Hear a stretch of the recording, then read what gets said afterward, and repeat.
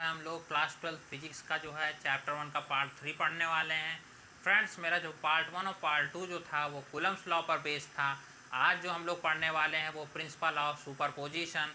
Friends, पिछली बार हम लोगों ने कूलम्स लॉ और उसका वेक्टर फॉर्म प्रूफ कर लिया है। अगर आपने वो वीडियो नहीं देखा है तो आप उसे ज़रूर देख लीजिए। बढ़ते हैं हम आज का अपना थर्ड पार्ट की तरफ, जो है हमारा प्रिंसिपल ऑफ सुपरपोजिशन। फ्रेंड्स, यहाँ पे मैंने एक फिगर बना रखा है। सबसे पहले मैं आपको वो बता देता हूँ। ठीक है फ्रेंड्स, यहाँ पे है हम लोग मान लेते हैं कि कुछ n चार्जेस जो हैं वो डिस्क्रीट मैनर में इधर उधर जो है ये फैले हुए हैं, और हम लोग यहाँ पर अपने केस स्टडी के लिए Q1 चार्ज को जो है हम अपना सेंट्रल में रखेंगे कि इसी के बेसिस पे हम देखेंगे कि कौन से फोर्स कहाँ से लग रहे हैं। तो यहाँ पे फ्रेंड्स सभी चार्ज जो है वो एक दूसरे को इंटरेक्ट करेंगे और हम लोग सिर्फ Q1 के जो है बात करेंगे। तो फ्रेंड्स यहाँ पर जो Q1 है इस पर ये चार्ज Q2 जो है वो एक फोर्स लगा रहा है। मान लेते हैं कि सभी एक जैसे चार्ज हैं, तो Q1 जो है उस पर Q2 एक रिपल्सिव फोर्स लगाएगा, जो कि मैंने यहाँ इसे F12 लिखा है। और फ्रेंड्स यहाँ पर ये जो Q3 है चार्ज, ये भी इस पर एक रिपल्सिव फोर्स लगाएगा, जिसे मैंने F13 की तरह लिखा है। और ये यहाँ पे जो है चार्ज Q1 है, ये इस पर रिपल्सिव फोर्स लगाता है, ये है F1n। फ्रेंड्स यहाँ पर जो ये यूनिट वेक्टर है वो दिखाएगा डायरेक्शन को। फ्रेंड्स मैं आगे बढ़ता हूँ। यहाँ पर इनके बीच की जो डिस्टेंस है उसको मैंने यहाँ पर, ये जो यहाँ से यहाँ तक की डिस्टेंस है वो है R12, और यहाँ से यहाँ पर की जो डिस्टेंस है वो है R13, और यहाँ से यहाँ पर की जो डिस्टेंस है वो है यहाँ तक का वो है R1n। फ्रेंड्स, जो सुपर प्रिंसिपल ऑफ पोजीशन है वो ये कहता है कि जो इस Q1 पे जो चार्ज पर जो फोर्स लग रहा है वो सभी जितने भी हमारे n चार्जेस हैं उनके vector sum of individual the all of the charges, जितना भी यहाँ पर और भी चार्जेस हैं सबके जो फोर्स लग रहे हैं, जैसे Q2 जो है वो F12 लगा रहा है, जो हमारा Q3 है वो F13 लगा रहा है, और जो हमारा Q1 है वो F1n लगा रहा है। तो हमारा जो ओवरऑल Q1 पे जो चार्ज होगा वो इन्हीं सबके सम के बराबर होगा। मैंने यहाँ पे स्टेटमेंट लिखा हुआ है, आप इस स्टेटमेंट को देख सकते हैं फ्रेंड्स, कि यहाँ पे मैंने लिखा है when a number of charge are interacting.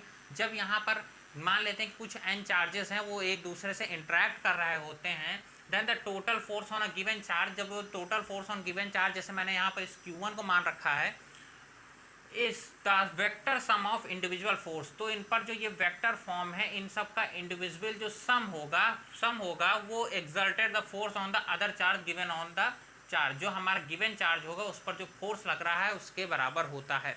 मतलब फ्रेंड्स यहाँ पे ये जो स्टेटमेंट है ये कहता है कि जो हमारा F होगा 1 के लिए वो होगा F12 vector plus F13 vector, और इसी तरह से dot dot dot dot F1n। Friends ये जो है हमारा कहता है प्रिंसिपल ऑफ सुपरपोजिशन। बढ़ते हैं अपने प्रूफ की तरफ। अपने प्रूफ को आगे बढ़ाते हुए यहाँ पर हम लोग लेट कर लेंगे फ्रेंड्स, ये आप लोग जो है मैं स्टेट कर देता हूँ, आप इसे लिख लीजिएगा कि लेट F1 फोर्स जो है वो हो रहा है due to F1 force due to charge Q2 on Q1, and F3 charge जो है F13 चार्ज जो है वो है due to Q3 on Q1, and जो हमारा फोर्स F1n है वो due to charge Q1 on Q2। ये होगा यहाँ पे फ्रेंड्स। अब बढ़ते हैं, मैं इसे जो है इरेज कर देता हूँ फ्रेंड्स।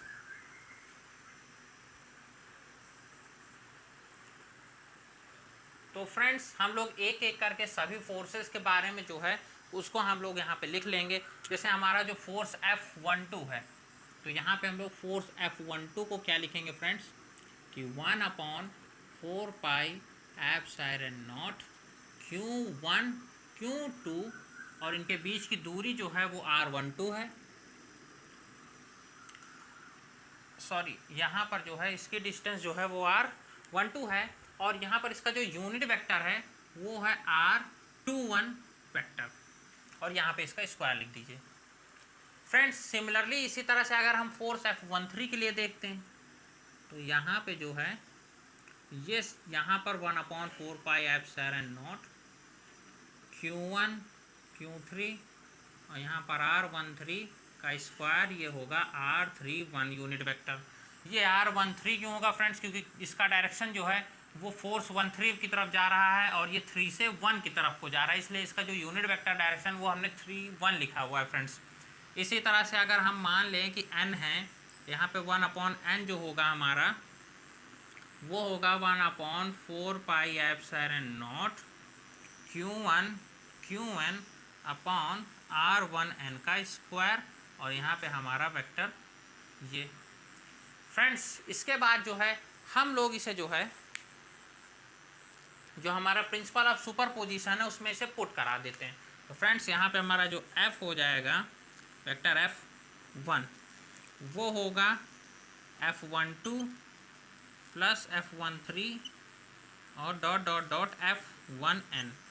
इसी में हम लोग यहाँ पुट करा देंगे तो 1/4 pi epsilon not Q1 Q2 R यहाँ पर है हमारा 1 2 का स्क्वायर वेक्टर 2 1। फिर हम यहाँ पर इसके लिए लिखेंगे 1/4 pi epsilon not Q1 Q3 यहाँ R13 का स्क्वायर और R31। इसी तरह से चलता रहेगा और nth जो हमारा चार्ज होगा उसके लिए हो जाएगा 1/4 pi epsilon not Q1 Qn upon R1n का स्क्वायर और यहाँ वेक्टर n1 कैप हो जाएगा। अब फ्रेंड्स यहाँ पर जो है 1/4 पाई जो एप्सिलॉन है ये कॉमन है, हम यहाँ पर इसको कॉमन ले लेते हैं।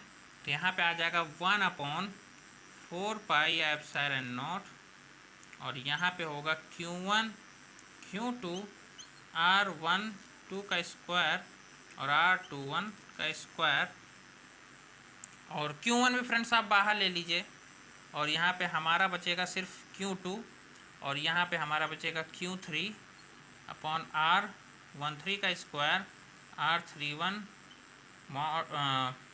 यूनिट वेक्टर और डॉट डॉट डॉट यहाँ पे हमारा Qn हो जाएगा और ये हो जाएगा R1n का स्क्वायर और ये हो जाएगा Rn1। अब यहाँ पे फ्रेंड्स जो है यहाँ से हमारा ये प्रूफ हो चुका है।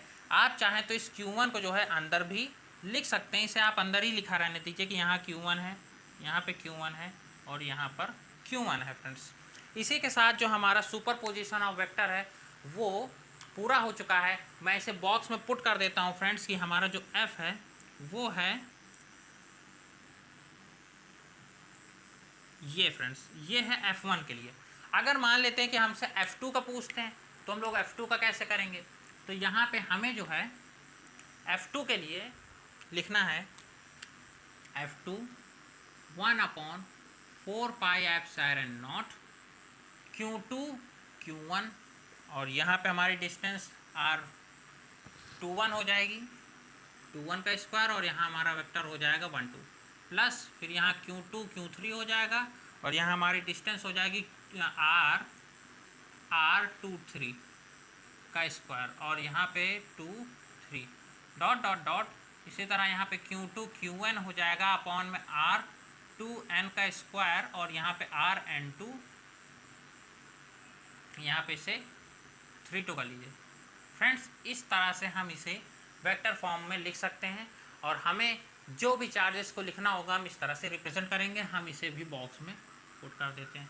फ्रेंड्स ये था principle of superposition. I hope आपको सब कुछ समझ में आया होगा। गाइस अगर आपको कहीं पर कुछ समझ में नहीं आता तो आप मुझे ज़रूर से ज़रूर बताया करिए। हो सकता है कहीं पर कोई पॉइंट मुझसे छूट जाए तो आप मुझे वो बताइए, मैं उसे आपको ज़रूर से ज़रूर क्लियर करूँगा। अगर आपको कोई फिगर समझ में नहीं आता, आपको कोई पॉइंट समझ में नहीं आता है तो आप मुझे कमेंट कीजिए, मैं आपको उस फिगर को और उस पॉइंट को ज़रूर आपको मैं उसको सॉल्व करके और आपको उसकी सारे डाउट्स क्लियर कर दूंगा। फ्रेंड्स मेरा ये वीडियो यहीं पर समाप्त होता है। अगले वीडियो में हम लोग एक नया टॉपिक लेके आएंगे, उसके बारे में हम लोग डिटेल से डिस्कस करेंगे। फ्रेंड्स आज यहीं पर हमारा वीडियो ख़त्म होता है। Thank you.